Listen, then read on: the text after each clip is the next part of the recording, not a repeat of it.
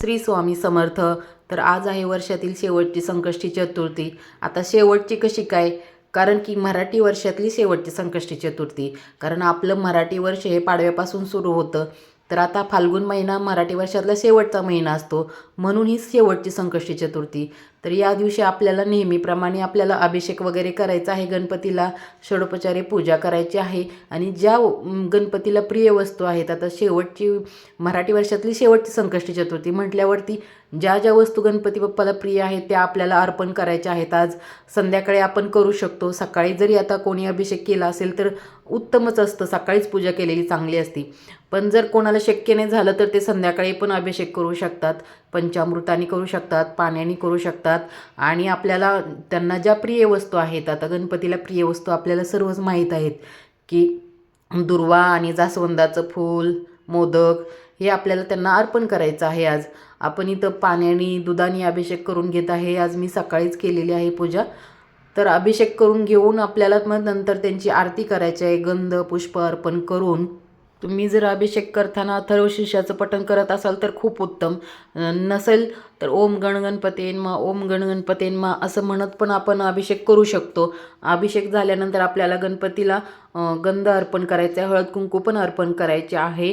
आणि मग नंतर दुर्वा फूल अर्पण करायचं आहे. आणि गुळ आणि खोबऱ्याचा नैवेद्य दाखवायचा असतो गणपतीला. तो गणपतीला आज सकाळच्या वेळेस आपण गुळ खोबऱ्याचा नैवेद्य दाखवू शकतो. आणि प्रिय वस्तू आहे गणपतीला प्रसादामध्ये ते मोदक. तर आज संध्याकाळी 11 मोदकाचा नैवेद्य आपण दाखवू शकतो गणपती बाप्पांना. इथं मी गणपती बाप्पाची साधी सोपी पण षोडोपचारी पूजा करून घेतलेली आहे. गणपती बाप्पाला प्रिय असणारी वस्तू म्हणजे दुर्वा आणि जास्वंदाचं फूल, ते मला आज भेटलेलं आहे. आणि ते पण लाल कलरचे जास्वंदाचे फूल भेटलेले आहेत.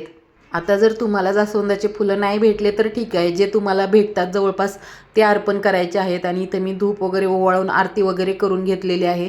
आणि गुळ खोबऱ्याचं नैवेद्य दाखवलेलं आहे. आणि गणपती बाप्पांना गुळ खोबऱ्याचा नैवेद्य हा प्रत्येक वेळेस दाखवायचा असतो. नंतर आपल्याला सकाळी नाही शक्य झालं तर संध्याकाळी पण आपल्याला गणपती अथर्वशीर्षाचं पठण करायचं आहे. बघा, शेवटची संकष्टी चतुर्थी आहे आणि एक वेळेस तरी करा. जास्त वेळेस नाही जमलं तर एक वेळेस तरी गणपती अथर्वशीर्षाचं पठण करा. आणि गणेश स्तोत्र हे एकदम 1 मिनिटात होणार आहे. ते पण तुम्ही एक वेळेस गणेश स्तोत्राचं पठण करू शकता. आणि जर इच्छा असेल तुम्हाला तर 11 वेळेस केलं तर खूप उत्तम आहे. जास्त वेळ नाही लागत आहे, पण जर वेळ नसेल तर एक वेळेस तरी संकष्टी चतुर्थीच्या दिवशी गणेश स्तोत्राचं पठण अवश्य करा. आणि या दिवशी आपल्याला संध्याकाळी गणपती बाप्पांना एक तुपाचा दिवा लावायचा आहे. म्हणजे आता शेवटची संकष्टी चतुर्थी आहे आणि गणपती बाप्पांना आपण प्रिय वस्तू अर्पण करणार आहोत, मोदक, जास्वंदाची फुलं वगैरे. पण त्याचबरोबर आज आपल्याला एक गाईच्या तुपाचा दिवा लावायचा आहे गणपती बाप्पांसमोर.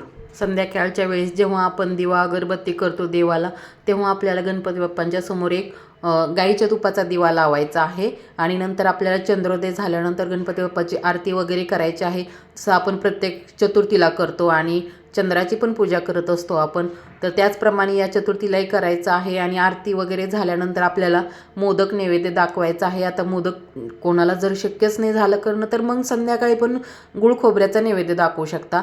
आणि संध्याकाळी पण जर तुम्हाला दुर्वा अर्पण करायला मिळाली तर खूप उत्तम होईल. दुर्वा ही गणपती बाप्पांना खूप प्रिय असते. 21 दुर्वा, 3 पानाची एक अशी 21 दुर्वांची जोडी अवश्य अर्पण करा गणपती बाप्पांना. दुर्वा अति प्रिय आहे गणपती बाप्पांना. त्याचबरोबर बघा, गणपती बाप्पांना आपल्याला धन्यवाद बोलायचं आहे की जे आपले हे वर्ष चांगल्या प्रमाणे घालवलं आहे त्यांनी.